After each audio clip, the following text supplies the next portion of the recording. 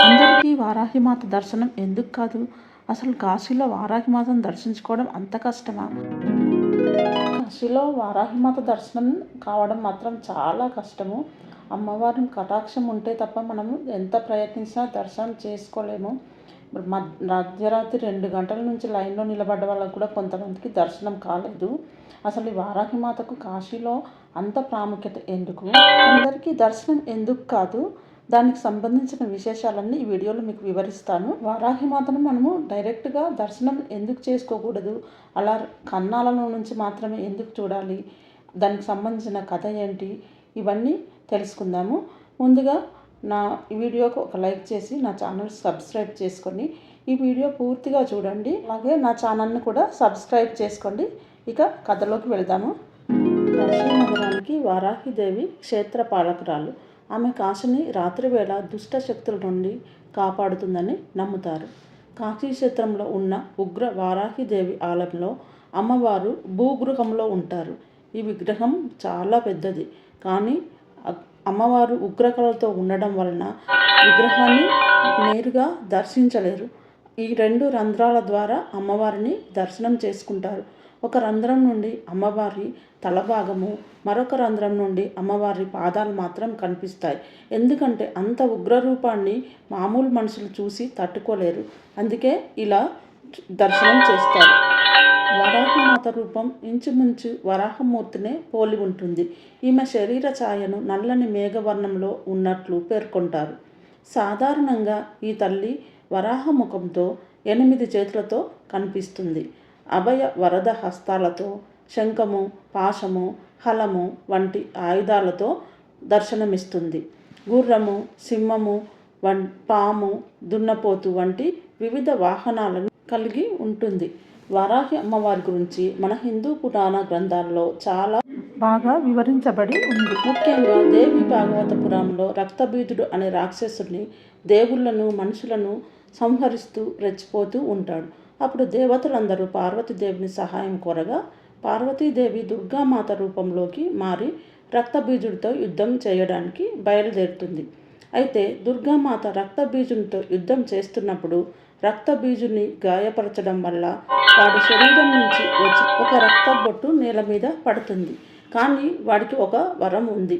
అదేంటంటే తన రక్తబొట్టు నేల మీద పడిన ప్రతిసారి మరొక రక్తబీజుడు ఉద్భవిస్తాడు. దానివల్ల రక్తబీజుడిని ఎంతమందిని చంపాలని చూసినా రక్తబీజుడు రక్తం నుంచి వేల కొద్దీ రాక్షసులు పుట్టుకొచ్చేవాళ్ళు. అలా వాడిని చంపడం అసాధ్యం అయింది. అప్పుడు రక్తబీజుడి సంహారం కోసం దుర్గాదేవి తన దేహం నుంచి సప్తమాతృకలను పుట్టిస్తుంది. సప్తమాతృకలు అంటే 7 అమ్మవార్లు. వారు బ్రహ్మి, మహేశ్వరి, కౌమారి, వైష్ణవి, వారాహి, ఇంద్రాణి, చాముండి. అప్పుడు ఈ 7 అవతారాలు కూడా రక్తబీజుని సంహరించడంలో సహాయపడ్డారు. కాశీలో వారాహిమాత దర్శనానికి ఎలా బారులు తీరు ఉన్నారో చూడండి. ఆ లైన్లో మాత్రం అంతా మన తెలుగువారే ఉన్నారు. వేరే నార్త్ ఇండియన్స్ మాత్రం ఎవరు కనిపించలేదు మాకు. ఆ రోజు శుక్రవారం కావడం వల్ల కొంతమంది రాత్రి 2 గంటల నుంచే లైన్లో ఉన్నారంట. మేము మాత్రము 5 గంటలకు లైన్లో వెళ్ళాము. అక్కడ ఒక 2-3 కిలోమీటర్ల వరకు లైన్ ఉంది. చాలా చిన్న చిన్న గల్లీలు. ఆ లైన్లో నిలబడితే ఆ చుట్టుపక్కల ఉన్న వాళ్ళ ఇండ్లకు వాళ్ళకి నడవడానికి కూడా ప్లేస్ లేదు. ఎందుకు అంత రష్ ఉంటుందంటే ఈ ఆలయము పగలు మొత్తం మూసి ఉంటుంది. ఉదయం 5 గంటలకు ఓపెన్ చేసి పూజలు అవి చేస్తారంట. భక్తులకు మాత్రం 7 గంటల నుంచి 9:30 గంటలకు మాత్రమే ఉంటుంది. కరెక్ట్ 9:30కు క్లోజ్ చేస్తారు. మేము మాత్రం మెయిన్ డోర్ వరకు వెళ్ళి దర్శనం చేసుకోలేకపోయాము. అయితే అమ్మవారిని ఎక్కడ నుండి అయితే రంధ్రాల ద్వారా చూస్తారో అక్కడి వరకు వెళ్ళగలిగాము. కానీ ఇక్కడ ఈ లైన్లో ఇదండి మెయిన్ డోర్ ఎంట్రన్స్. లోపలికి వెళ్ళిన తర్వాత ఒక చిన్న గుడి ఉంటుంది. ఆ గుడిలోకి వెళ్ళి అమ్మవారి ఫోటోలు అవి ఉంటాయి. అక్కడి నుంచి అమ్మవారిని భూగృహంలోకి తొంగి చూడాలంట. అది మాత్రం క్లోజ్ ఉంది మాకు. విశ్వనాథ ఆలయానికి ఒక 700 మీటర్ల దూరంలో ఉంటుంది. చాలా చిన్న చిన్న గల్లీలు. ఆ గల్లీలు మొత్తం లైన్లతోనే నిండిపోయాయి. ఆ లైన్లను మెయింటైన్ చేయడానికి పోలీసులు కానీ టెంపుల్కి సంబంధించిన వారు ఎవ్వరూ లేరు. ఆ లైన్లో మాత్రం మన తెలుగువారు మాత్రమే ఉన్నారు. నాకు అది ఆశ్చర్యం అనిపించింది. ఎందుకంటే అక్కడి వారు ఎవరు అమ్మవారి దర్శనానికి రాలేదు ఎందుకో మరి.